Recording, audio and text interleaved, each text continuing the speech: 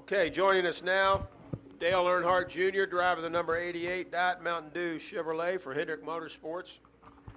Dale, happy day before your birthday. Yeah, thank you. And just talk about now your mindset coming into Charlotte Motor Speedway. Obviously a big weekend for you and the race team. Yeah, I'm really excited actually. Was thrilled with how we ran last weekend. Super fast car. This place is a bit similar, and so I feel like as a team, you know, every time the last time we raced at Chicago was a while ago, and everybody in the sport has learned a tremendous amount since that race. So you can't come into this race going, all right, well, we ran good last time we were here, so we should be good this time. You kind of got to look a little shorter down the road, and that was our best opportunity to really look at a track that compares as last week. So I feel like that we should be competitive this weekend. We obviously know what the situation is with the points and how important it is for us to come in here and win the race. I've been winless at Charlotte in a points-paying race since I started my career, so it's bound to happen sooner or later. And I always win at the weirdest times, so in the oddest circumstances. So I feel like that everything's lining up and feel real good about this weekend. Okay, first three will go Dustin, Viv, and then Alan. Raise your hand, Dustin. Dustin Long, MRN.com. Dale, just want to ask about turning 40 and how you view things. Some people look at it as half your life's over, half your life's to go. I know you got a lot of things on your mind, but I'm sure at some point you sat back. What does 40 mean, and what do you look beyond that? Yeah, I think that 40 to me means that, whoa, I'm still got a lot of fun stuff I want to do. Slow down. I'm like aging in literal years faster than I am physically and mentally, and feel like that I just have a lot of things that I've yet to accomplish, and not only in racing but in life in general. A lot of fun that I'm not done having, and but yeah, I feel great. I'm real. I feel. You know, also, you kind of reflect a little bit, and you think about how lucky everything's worked out and how fortunate. You know, what a hell of a deal. But I mean, I've had so much fun, done a lot of great things, and been a lot of crazy places, and had some fun times.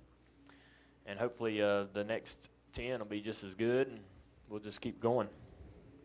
Let's go to Viv, Alan, and then to Bob Pockris. Viv Bernstein, New York Times. In what ways has this format changed the way you approach things? Obviously, if you had a bad points race last year, that hurt you pretty bad in the chase. Obviously, it hurts you this year. Does it hurt you more? Does it change the way you approach it? Yeah, I think so, because like you say, last year, if we'd have hit the fence last year in one of them races, you'd pretty much have written yourself off at that point, because you're competing against, you know, some guys that are so consistent, and like the way Joey's running. I mean, if we hit the wall, and we're pretty much out of it last year at that point. So we still feel like we got a shot. There's a chance, and that's all you want, to be able to go out there with a good attitude and try to make it happen. And there's 2 races left, but I'd like to make it happen this weekend, because like I say, I haven't won a points-paying race here, and it'd be just amazing for us to go ahead and get that done with the circumstances that we've got. So yeah, with this system, we still feel like we're in it, and feel like we, you know, if we believe in ourselves and believe in what we're doing, we can go out there and we can get in the mix. Let's go Alan, Bob, and then Jeff Gluck. Go ahead, Alan.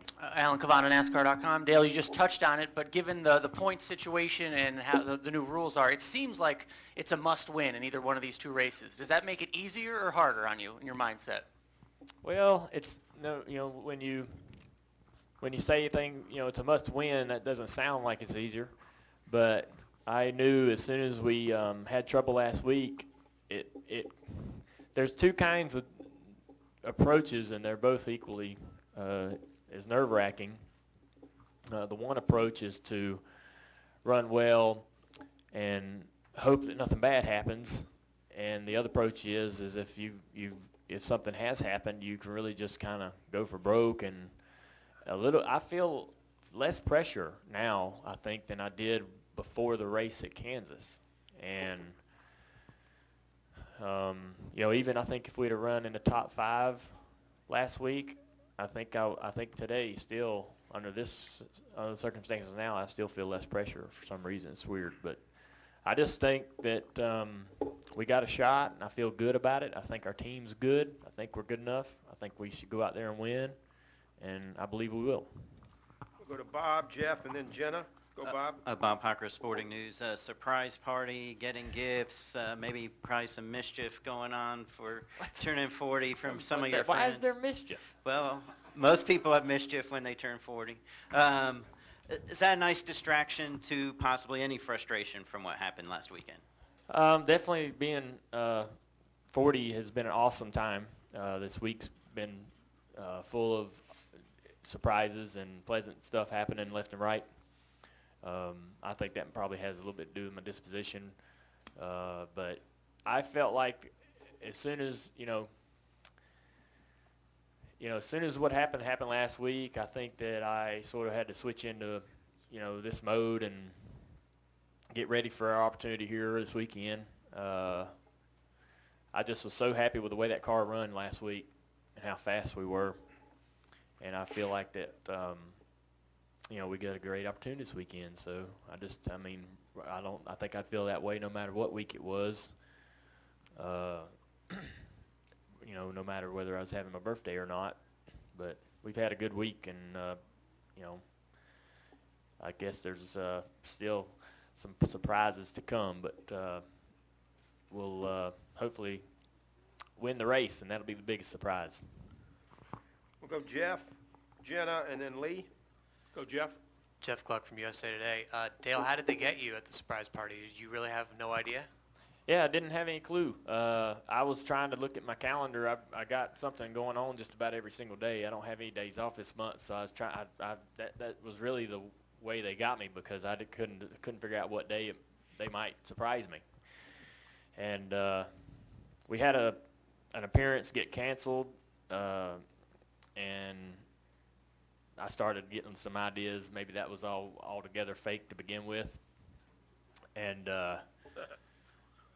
Amy had a practice over here at the racetrack, and she had her suit and her helmet, and we were getting in the truck, and the garage door was going up, and we're getting ready to drive down here so she could practice. And she said, I'd gotten you something earlier today, and handed me this little bag, and it had a koozie in it, and she said, let's go upstairs, change clothes, go party. And I was like, I'm confused. What's going on? So I walked downstairs, and in my basement were all my family and friends, and it was when they got me, man. It was good. It was real good. And they did Amy and everybody did a great job putting that thing together. It was a fun time, and I think a lot of people there I hadn't seen in so long.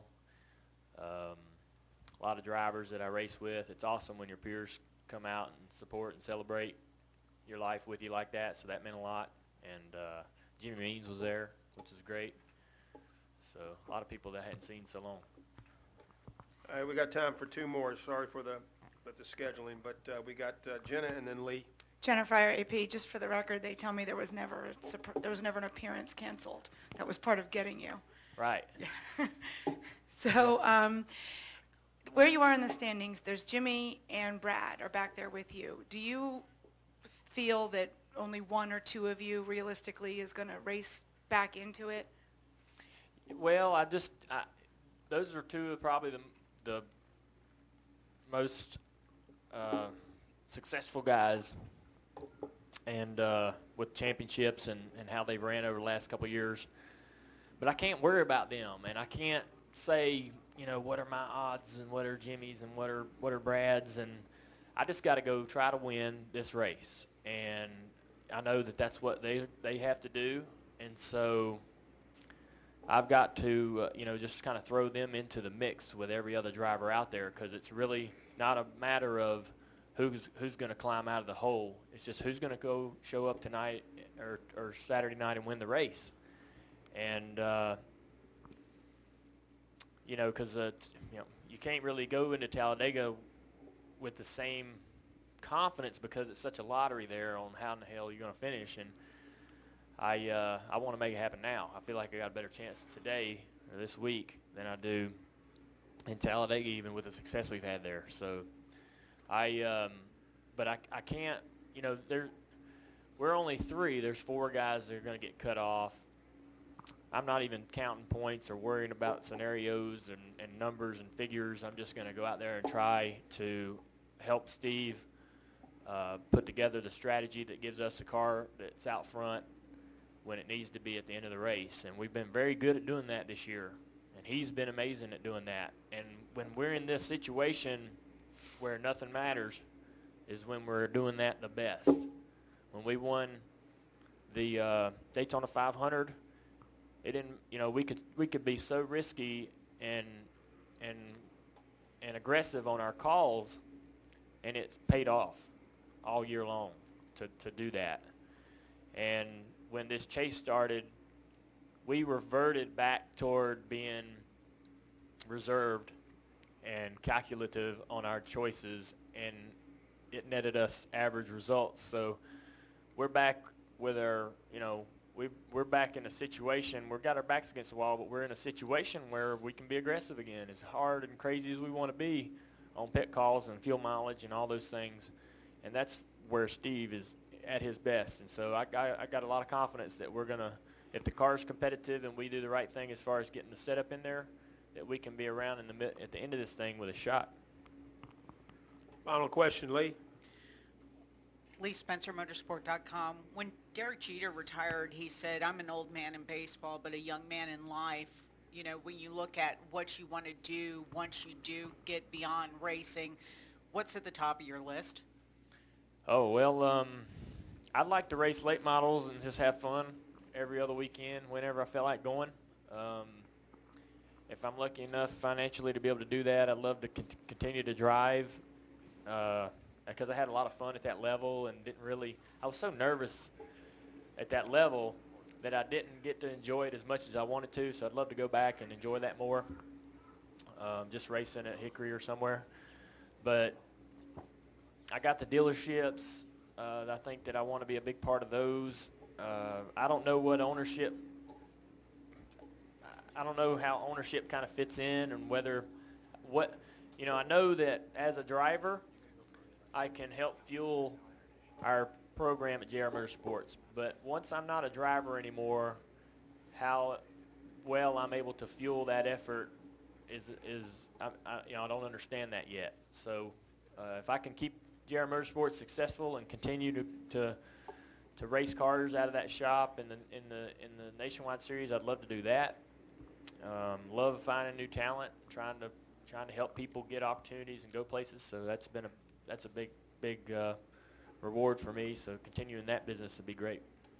Dale, before we let you go, Marcus Smith and Don Hawk from Charlotte Motor Speedway would like to talk to you and maybe have a special presentation. That's right. Hey, Dale. We have a special gift for Dale. Turning 40, you only do it one time, right? So, talking about victory and winning here in Charlotte, you've won in Charlotte before. You won the All-Star race, and you also won a Legends race. If I'm not wrong, I think that may have been your first victory with a big trophy. So we've got something special both for commemorating first victory and also commemorating and giving Dale a happy birthday present for turning 40. So come on over here. Don's going to tell us a little bit about this thing and pick up the front here. As we pull the front up, what we got here is a replica of the Legend car. But what do you give a man that's got everything? You got to give him a dirt Legend car. So it's the Legend car that we did a joint venture with Ray Everham. We designed it, U.S. Legend Cars. We built them there. It's got 1,250 cc's. It's water cooled. It's got a little more horsepower than the one you won in that night. But we decaled it just the way you had it, and it's a gift to you. We tried to fit it in the door of the party the other night, and it wouldn't fit. Happy birthday. Last time I gave you a birthday present, it was a six-pack of Diet Sun Drop. So congratulations. Happy birthday. I appreciate that. That is exactly the way the car looked. Take a look on the TV screen right above your head. You got Come this way a little bit. You got Yeah, the that's hat, it. the mullet, the car, and everything. Yep. That was my very first race ever right there. We ran right in front. I think we ran before the nationwide race that day. But I appreciate this. What a nice looking little piece there.